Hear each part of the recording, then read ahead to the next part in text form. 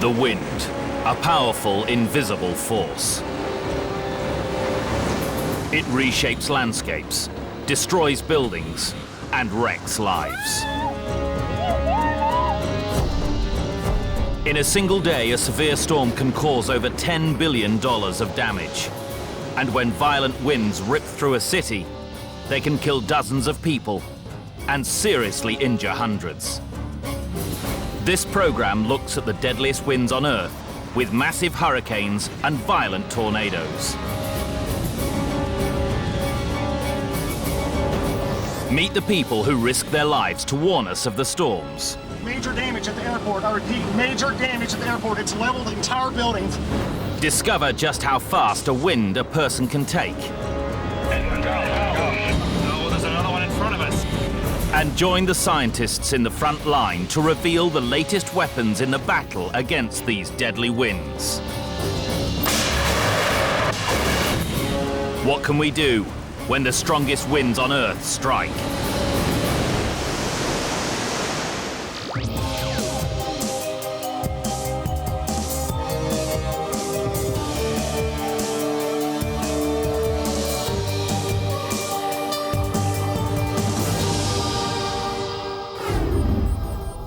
Friday the 13th, August 2004. Hurricane Charlie is predicted to hit West Florida in 8 hours. Hundreds of thousands of people shutter up their windows, and 1.5 million leave the area. But one person heads in the wrong direction. Mike Tice is a professional storm chaser. He gets his thrills from high winds. He's filmed many hurricanes and tornadoes, and he knows Charlie is going to be big. This is the storm he's waited for all his life. There's the eye. Tice took shelter near a petrol station.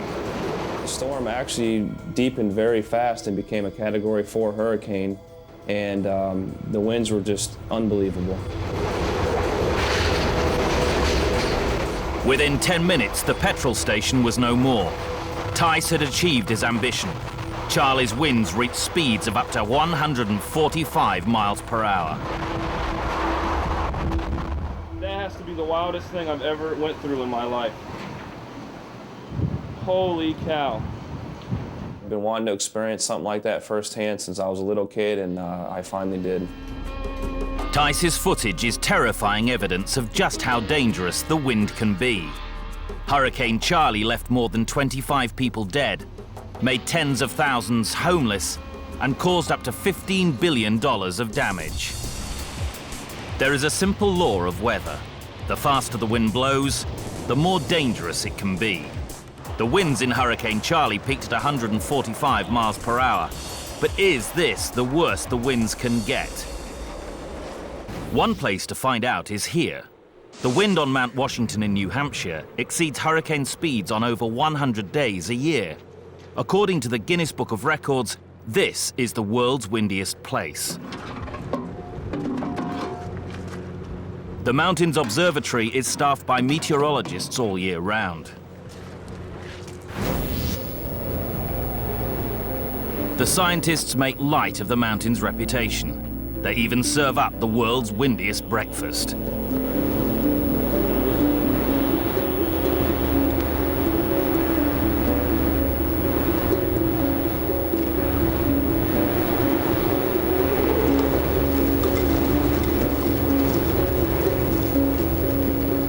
On this spring day, the wind reaches 35 miles per hour, only 1/4 the speed of Hurricane Charlie. But the winds here can get much, much stronger. Ken Rancourt is the director of research at Mount Washington Observatory. A big part of his job is measuring extremely fast winds. We go from the calm summer winds of 5 or 10 miles an hour to the winter winds of peak gusts of 180, 190 miles an hour. But Rancourt has a long way to go to match the wind speed measured back in 1934. One thing Mount Washington is known for is the world record wind. On a spring day, a few meteorologists alone in a hut on the summit recorded one of the great moments in weather science. An anemometer on the roof was linked to a sounding device inside the hut. At 1:21 p.m. on the 12th of April, it went wild. The meteorologists on duty timed the clicks and calculated the wind speed. 1.75, 1.43, 1.42, 1.23.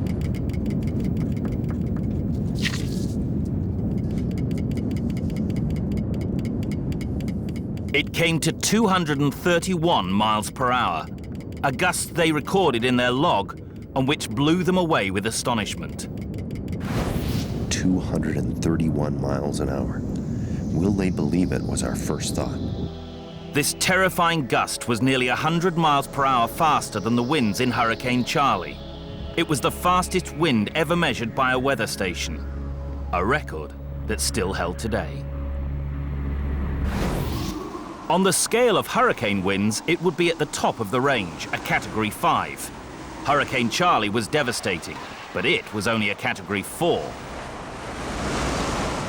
To find out how strong a wind a human being can handle, we've come to a wind tunnel at the University of Washington in Seattle.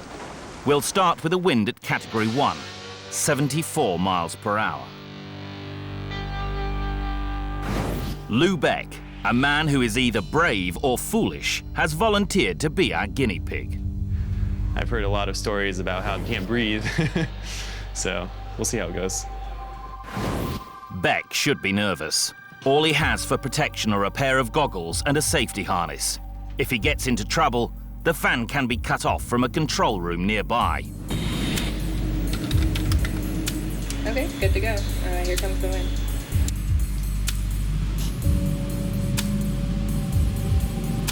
I suspect as the wind speed starts coming up higher, I'm going to be feeling a lot more force.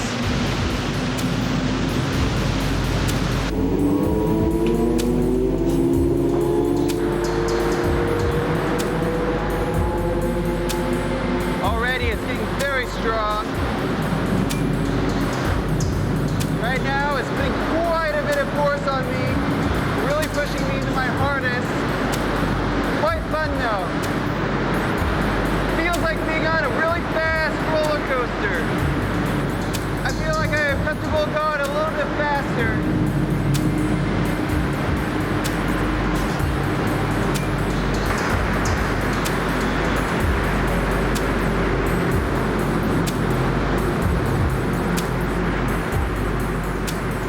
At 74 miles per hour, the wind reaches hurricane speeds. At 80 miles per hour, Beck can no longer stand unsupported. Without the safety harness, he would be blown off his feet. At 90 miles per hour, Beck gives up. He hasn't even reached a Category 2 hurricane. But Beck is determined to try again. At high wind speeds, even small particles in the air can cause serious injuries. Beck wears a crash helmet to protect his head and eyes.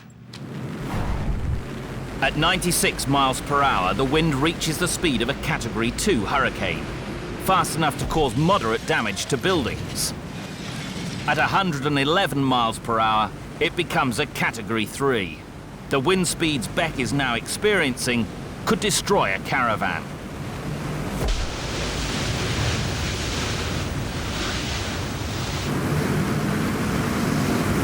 Giving them the signal to go up to 120. 120 miles per hour. This is the typical free fall speed of a skydiver. 131 miles an hour. Beck is now experiencing the force of a Category 4 hurricane. Woo! This is fast! This is really ripping! Whoa. This is the wind speed of Hurricane Charlie.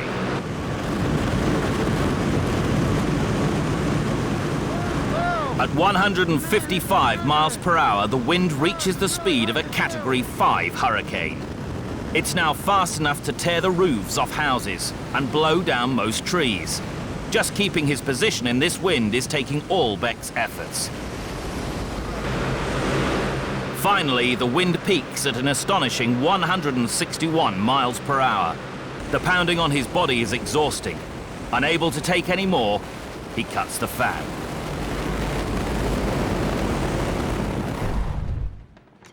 The result of our test shows that you could survive a Category 5 hurricane, as long as you wore protective clothing, were tethered by a safety harness, and weren't hit by flying debris.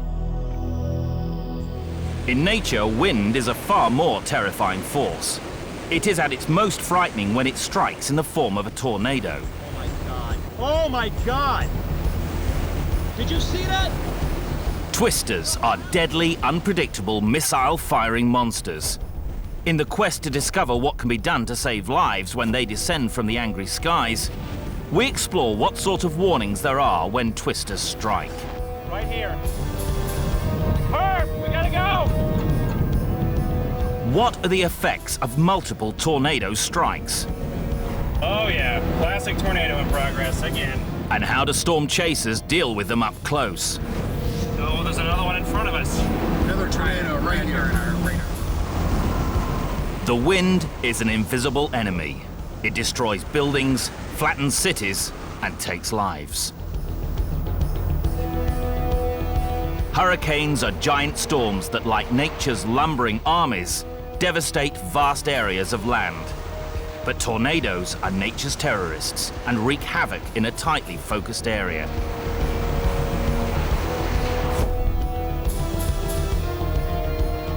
Tornado winds are so violent that they destroy all normal measuring equipment.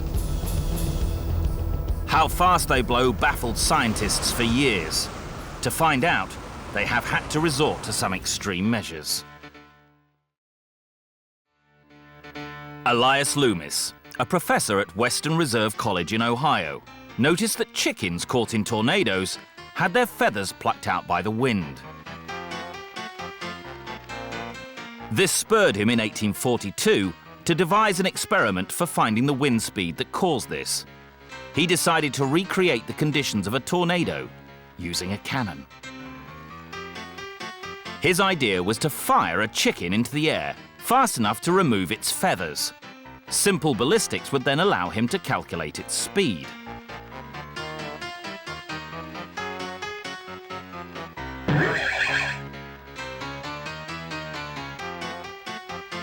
He concluded that the chicken was blown through the air at a speed of 341 miles per hour.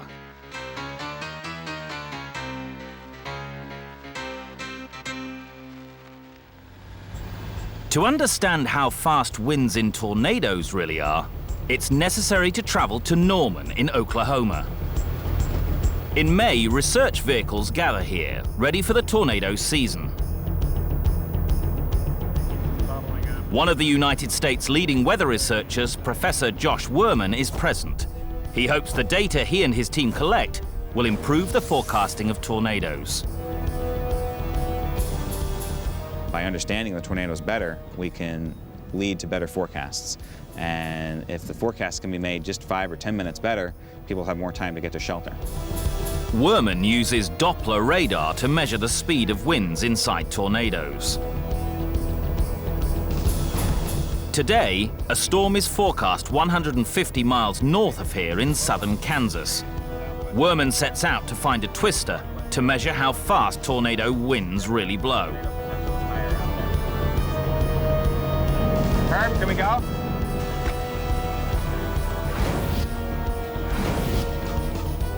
Knowing which conditions are likely to cause tornadoes helps Werman track them down.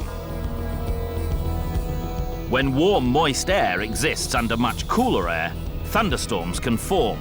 If they form below strong winds near the jet stream, they can start to spin and are called supercells. When conditions are just right, these supercells can create tornadoes. The challenge facing forecasters is that only 1 in 5 or 6 supercells breeds tornadoes. Which ones do depends on the amount of moisture, instability, lift and wind shear in the atmosphere. Werman and his team are now 30 miles away from the developing storm. To get detailed information of the wind speeds inside a supercell and the tornadoes it spawns, Werman has to get in close, typically within a few miles of the tornado. The team uses 2 trucks, which enable them to study the storm in 3 dimensions. Just to the west of Attica, in southern Kansas, the skies darken. The storm has already produced a tornado. There it is. Down 2, down 3. Ooh, look at it. It's a beautiful rope. Oh, look now. The 2 trucks race to get ahead of the tornado to set up and take readings. This one is small, an F0. Tornadoes are rated by the amount of damage they cause. At the bottom of the scale, an F0 will damage signs and trees. Towards the middle of the scale, an F2 tornado will tear roofs off houses. Near the top of the scale, an F4 tornado is devastating. It will level a well-constructed house. At the top of the scale is an F5. It can sweep away a building and hurl cars through the air. Just as Werman and the team draw alongside their tornado, it starts to die. What? But the radar indicates that another tornado is forming. Boy, this storm has everything. Storm chasing is a game of cat and mouse. Pointing the way we're pointing. Let's pull off. Pull off here. Right in front of that car. There. Yes, and figure we're going to do Doppler to the north side. Josh, Yeah? at some point... The Doppler radar sends out radio waves that reflect off drops of rain and other debris inside the tornado. By measuring the timing of the reflected waves, the computer calculates the wind speed.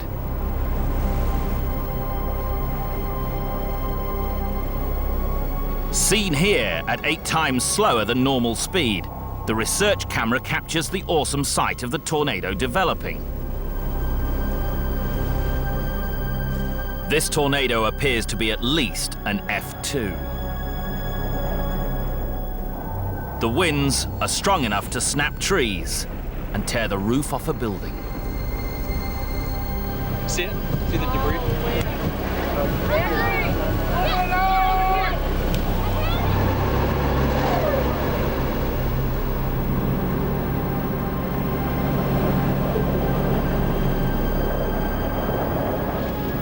As the tornado passes through Attica, it strikes a house.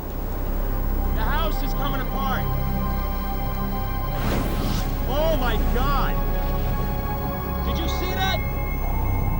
The whole house came apart. The team hopes their research will give earlier warning times to help avoid such disasters.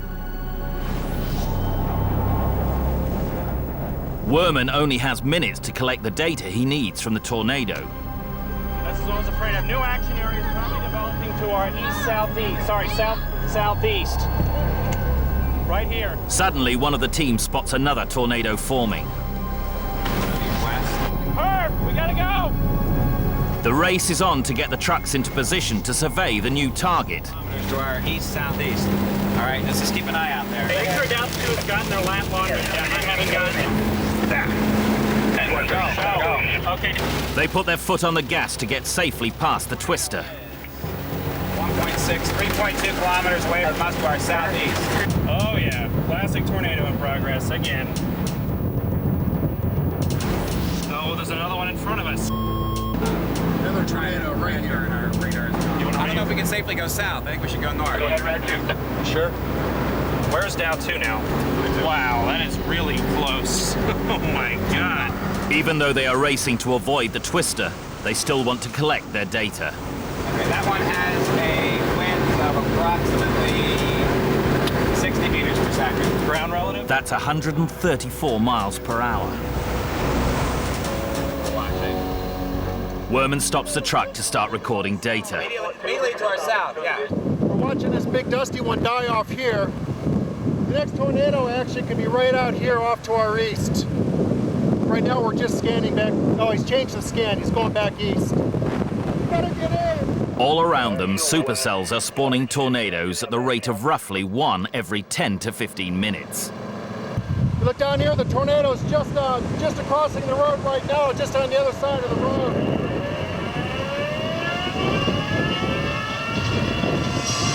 From the KFDI Weather Center, this is a tornado warning. Repeat. As darkness descends, the tornadoes become invisible to the naked eye. This is a storm spotter's nightmare. The radar is the only way they can see the unpredictable monsters spawning around them. Hey, Josh. What? Look what's coming up behind us. Oh. Intensity is, we're gauging at least wind speed wise F2, F3. on the borderline between F2 and F3. It's an F3 intensity. Oh, wow. What's that out there? Okay. This is the big deal. This is the Oh big my guy. God. Yep. We definitely saw some ground relative wind speeds around 80 meters per second. That's 179 miles per hour. Welcome, Dow 2. I can tell you what our situation is. Do you have a minute? How's it doing, Josh? Still up there. Yep, 85 meters per second in the last sweep. 93 is F4. That's 3.6 kilometers to our northeast, so it's getting stronger. Do you think you had peak surface winds over 100? Josh does believe peak surface winds are in excess of 100 meters per second. That's more than 220 miles per hour. In the darkness, a devastating F4 tornado is tearing across fields less than 2 miles away, destroying a farmhouse. And you might want to call the Weather Service office.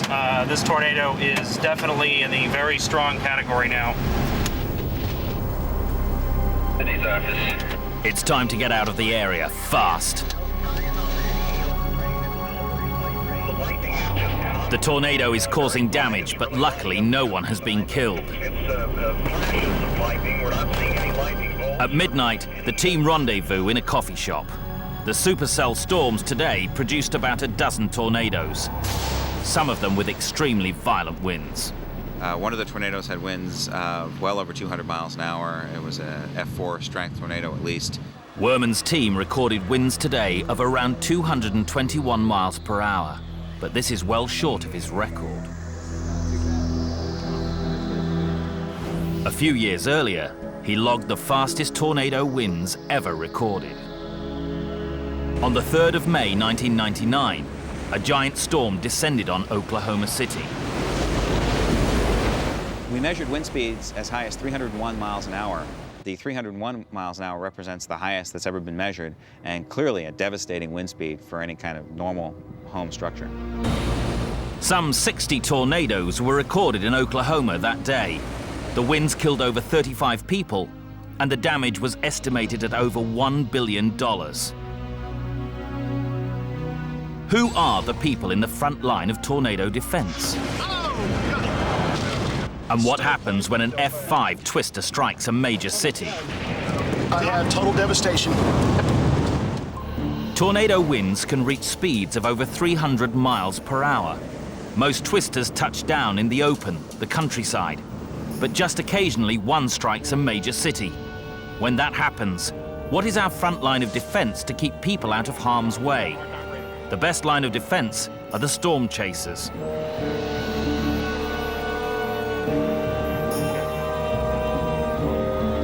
When Oklahoma was struck, some 60 tornadoes hit the state, killing over 35 people.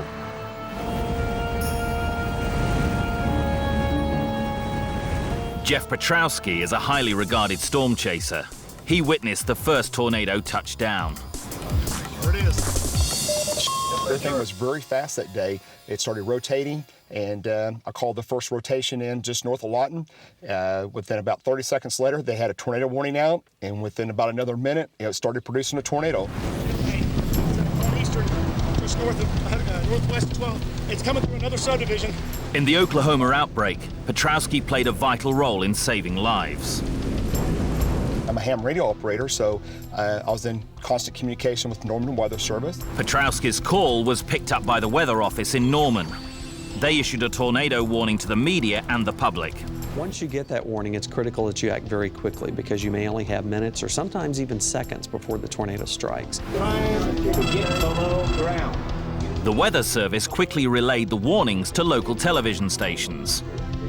The media then warned the public in the path of the tornado. At Oklahoma City's Channel 9, meteorologist Gary England was shocked by the power of the storm. This tornado, get below ground. Each time it cycled, so to speak, it produced a larger tornado and a stronger tornado. Oh my God. Stovepipe. As the tornado plowed towards Oklahoma City, Petrowski risked his life to track it. He continued to radio its position to the Weather Service.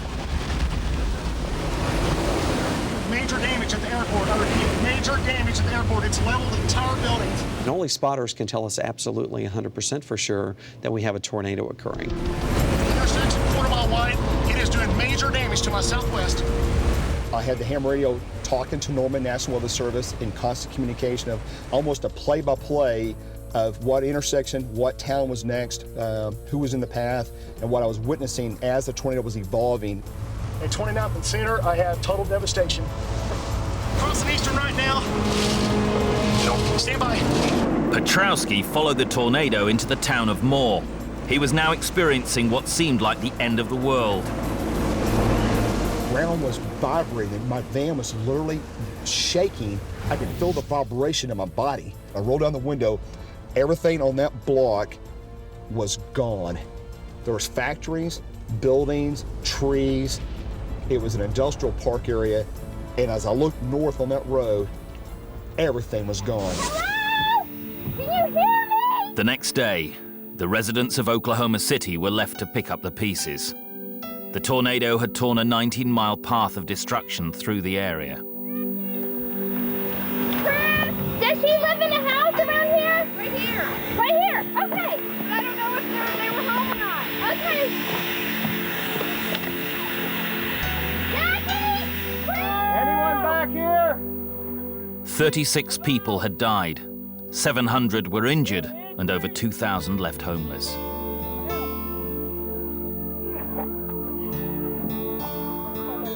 But if it hadn't been for the weather warnings, more lives would have been lost. In recognition of Petrowski's skill in tracking the tornado and saving lives, the Weather Service gave him an award. I didn't realize I was going to film and witness the strongest tornado ever on the planet, strongest winds ever measured on planet Earth, also the most destructive tornado in U.S. history as far as dollar damage. And it literally was 2 or 3 weeks later before I could actually cope with coming back down and seeing all the destruction. I actually stayed away from the damage area for about 3 weeks and didn't want to talk to anybody about it because it was so overwhelming. Horrific as the events in Oklahoma were, they showed that close liaison between spotters on the ground and meteorologists is one of the best weapons in the war against deadly winds. We have thousands of storm spotters just here in our area alone. Really is the first line of defense against severe weather. The winds in Oklahoma City that day reached over 300 miles an hour. But the wind doesn't have to be that strong to create serious damage. Much slower winds can wreck buildings and fill the air with flying debris, missiles that can kill.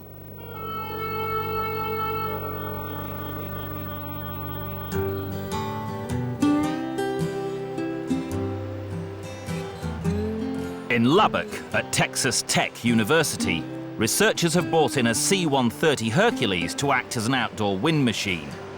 They want to see how fast the wind has to be before it damages this building. At 70 miles per hour, shingles start flying off. At 100 miles per hour, part of the roof blows away. Now damaged, the house feeds the wind with a steady supply of flying objects. Once in the air, the wind turns this debris into life-threatening projectiles. When a tornado hits a populated area, flying missiles cause most of the casualties. Oh, God. There's 3 babies. So what is it like at the heart of the vortex? What happens when missiles bombard a house or strike a person?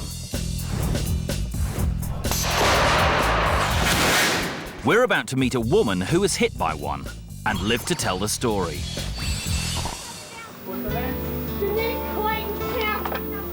This is the day after the 1999 Oklahoma City tornado. People scour the ruins for survivors, their task made more difficult by the acres of debris that cover the ground. When a big tornado strikes, it shoots out debris at such high speeds that even people who take refuge in their homes can be in mortal danger. So how strong does a house have to be to withstand a tornado? If Godzilla owned a BB gun, it would look like this. A 30-gallon tank of compressed air that can fire anything from bricks to steel posts at up to 100 miles per hour. At the Texas Tech Wind Research Facility in Lubbock, a group of researchers test house walls to see how well they stand up to flying debris. They're testing what happens in winds you'll find in F3 to F5 tornadoes. Chad Morris is the Associate Director of the Wind Science and Engineering Research Center. He's campaigning for stronger walls to protect people from the debris thrown by tornadoes. At 250 miles per hour, those winds will move a piece of 15-pound debris at about 100 miles per hour. So we're launching the debris here today, or the missiles, at 100 miles per hour. First up is a wall found in many U.S. homes. This particular target is a vinyl-cladded wall section where we have vinyl sheathing, an inner layer of OSB on a 2x4 stud system. Today's test missile is a regular plank of wood, a common projectile in tornadoes. Clear. 3, 2, 1. Over 5 million Americans live in houses built of this type of material. 1. In a strong tornado, this wall might as well not be there. Next is a wall found in nearly 8 million American homes. We have an exterior layer of brick veneer, followed by an interior layer of sheathing, attached to a 2x4 stud wall system. 2, 1. Although this wall slows down the missile, you could still end up in hospital. However, if you really want to protect yourself from tornadoes, you need a storm shelter built of this. You have approximately 3.5 to 4 inches of 3,000 PSI or greater concrete with number 4 or half-inch rebar. This gives us the mass that we need to be able to stop the missile as traveling at 100 miles an hour. Clear. 3, 2, 1. 1. When the biggest tornadoes touch down, this should shield you from the worst of the flying debris. But what happens if you don't have this protection and a tornado comes your way? Julie Rakestraw lives in Moore, Oklahoma. She heard the tornado warnings and took shelter with her daughter in a closet in the middle of her house. I was sitting in the closet, and then all of a sudden I was looking down the street and I'm thinking, yeah, this is not good. One of the tornadoes to hit Oklahoma had destroyed Julie's home. Moreover, it drove this piece of wood into her head. I didn't know that there was a board in my head. And the paramedic, we were friends, and the first thing he said when he came up to me is, "Oh, you know that's bad when a paramedic says something like that." The paramedic used bandages to steady the board and then rushed Julie to the hospital. Dr. Chris Carey was one of the surgeons who treated Julie. We were trained also not to be shocked by things going on, but did take me aside a little bit to look at that. The medical team became carpenters. The first part was actually to cut this big piece hanging outside away from that, so basically cut off the skin. We didn't have any utensils to do that, and so we kind of improvised by sterilizing a saw that the maintenance people had to cut that off at that stage. It went through my ear, through my throat and into my collarbone. And luckily that board actually saved my life, because if it had gone all the way through and busted through my collarbone, I would have bled to death. Julie Rakestraw had been hit by a 3-foot piece of wood that had penetrated 20 feet into the center of her house. But timbers like these weren't the only type of missile flying around that day. Well, the most common injury we saw in this tornado was just a shrapnel injury, almost like a blast type injury. The sheer wind force generates so much energy that straw goes through trees. In tornadoes, everyday objects that we take for granted become killers. At the National Severe Storms Laboratory in Norman, Oklahoma, meteorologist Harold Brooks studies tornadoes and how they kill. The biggest thing that kills most people in tornadoes is blunt force trauma, getting hit by the debris. Even ordinary objects flying at 150 or 200 miles an hour become deadly missiles if you're hit by them. A 250 miles per hour wind will propel a 15-pound piece of debris, the weight of the average frozen turkey, at about 100 miles per hour.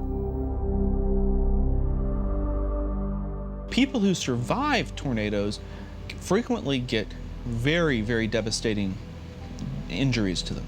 They may lose fingers, ears, lots of really awful soft tissue injuries and the kinds of things that take years to recover from fully. Julie Rakestraw isn't going to get caught out twice. When she rebuilt her house, she made sure it included a tornado shelter. This is our underground storm shelter. We don't have to worry about getting hit in the head anymore. I have, first aid kits, water, and just in case that we're going to be down there for a little bit. Storm shelters probably save the lives of hundreds of people each year, but many people still don't have them. Tornadoes kill about 3 times as many people as hurricanes. This is the United States' most deadly wind. We've seen that the winds inside tornadoes are much faster than the winds inside hurricanes. This should make them more destructive. But which wind actually causes the most damage? When tornadoes hit cities, the damage they do is phenomenal. But as this bird's eye view of a tornado path shows, the width of the destruction is limited.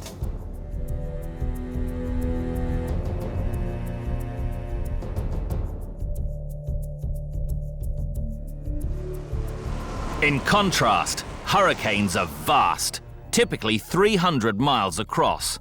This sheer size makes them much more devastating. Even though these winds are much slower than tornadoes, their sheer size makes them more destructive. They spread their carnage far and wide. The power within them is extraordinary. A moderately sized hurricane can release as much energy in a day as 400 hydrogen bombs. Is there anything we can do to prevent so much damage when the next hurricane strikes?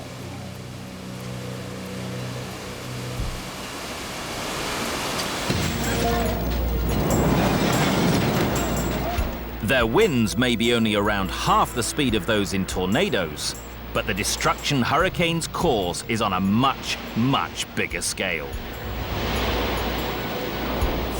Here at the National Hurricane Center in Miami, their job is to forecast when and where hurricanes will strike. The advantage hurricane forecasters have over their tornado colleagues is longer warning times. And each year, it seems the forecasts get better and better. A fact that Florida International University's hurricane researcher, Professor Hugh Willoughby, is proud of. We've been able to reduce the risk to life. The chances of dying in a hurricane have decreased by a factor of 100 in the course of the 20th century. In fact, the Hurricane Center's forecasting improves in accuracy by an average of 1 to 2% a year. 1 or 2% a year doesn't sound like much, but over 30 years it adds up. But there's an element of hurricane forecasting that is extremely difficult. Predicting just how strong a hurricane will be when it hits land. Literally a painful experience. This sand is hitting us so hard that The United States' most destructive hurricane of recent years occurred in 1992.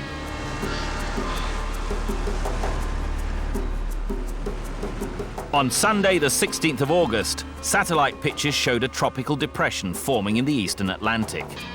By the time the disturbance reached Florida, it had grown into a powerful storm and had been given a name, Andrew.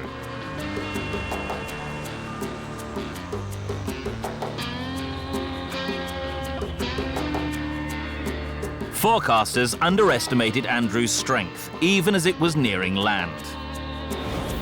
Stanley Goldenberg is a hurricane researcher. If anyone could have seen what was coming, it was him.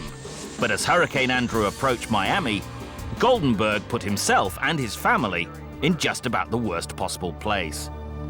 This is our house calmly waiting for Hurricane Andrew. His home was directly in the path of the storm and protected only by plywood shutters.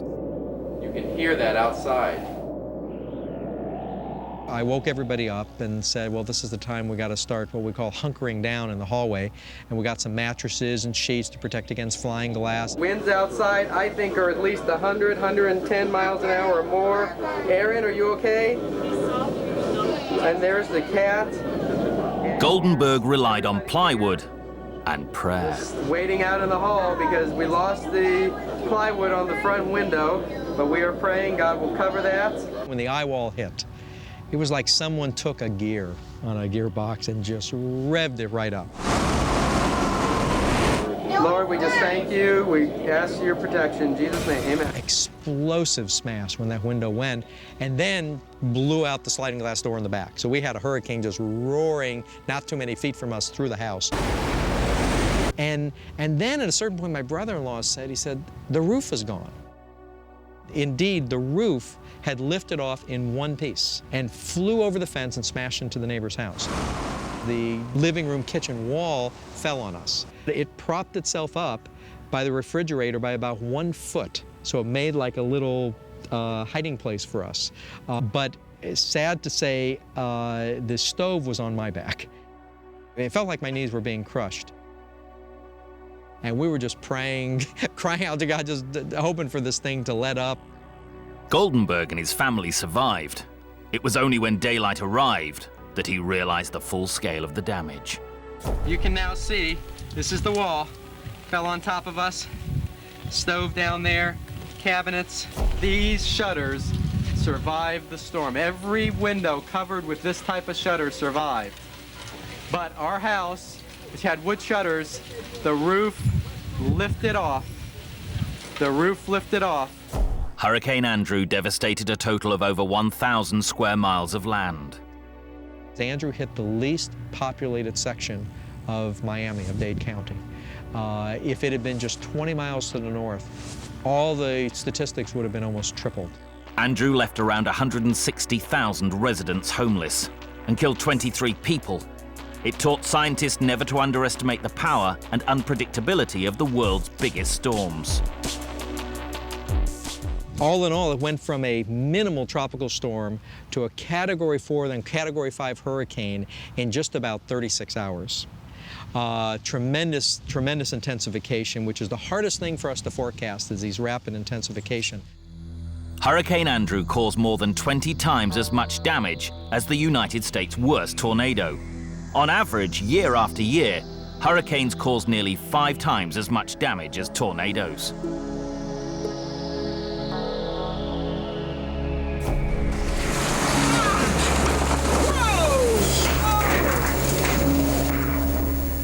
But do hurricanes have to cause so much devastation? Is there any way we can prevent the wind from being so destructive? We know that the damage caused by a hurricane goes up dramatically with wind speed. In some conditions, reducing the wind speed by just 10% can reduce the damage by a quarter. The powerhouse of hurricanes is the moisture within them. As water vapor condenses, it releases enormous quantities of heat that helps to drive the storm. Remove some of the moisture and, in theory, you weaken the storm. That's exactly what scientists tried to do in the 1960s. Project Storm Fury assembles a team of highly trained scientists and technicians. In 1961, the US government funded Project Storm Fury. The plan was to seed hurricane clouds with silver iodide particles. These would convert supercooled water in the clouds into rain and cause the eye wall, the part of the hurricane with the fastest winds, to break down. Tests on Hurricane Debbie in 1969 appeared to succeed in reducing wind speeds by an average of 25%.